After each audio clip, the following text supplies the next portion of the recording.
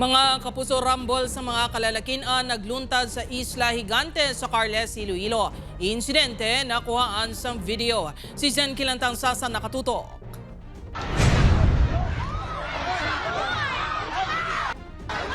Makitaan sa sining nga video nga nagapukutay kag nagabaylohan na isang inumol ang mga lalaki. Madabo ang nag-intra kag may lampusanay pasang bangko. Natabo ang insidente sa Miyerkules sa Isla Higante sa Barangay Granada, Carles, Iloilo. Suno sa nakasaksi sa insidente, nagasaulog sila sang kapistahan sang San Juan de Bautista sang nagluntad ang ginamo. Wala di bala ng kwasigan sa San Juan daw fiesta na isamon kaya kami sa kilid sang baybay.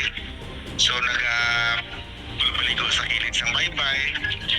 Tapos, nakita na ito namon, nga na ginunanan, pukutay na malang naman sa kilid ng sang Changi, ang itakpan namon. Dugang pa ni CJ, yara sa impluensya sa makahulubog nga ilimno ng kalabanan sa mga imbulbado sa ginamo. May iban man nga kalalakihan nga nagtambag lang. Wala man sa napilasan sa kinagamo, apang wala ini na report sa Carles Municipal Police Station. Suno sa Iloilo Police Provincial Office, ang kasubong sining nga mga hitabo ang dapat gid ma-report sa police o kon sa barangay para hindi magtugas ang mas dako nga gamo. Pwede gid na nila i-report sa aton nga barangay officials para ma-put into record.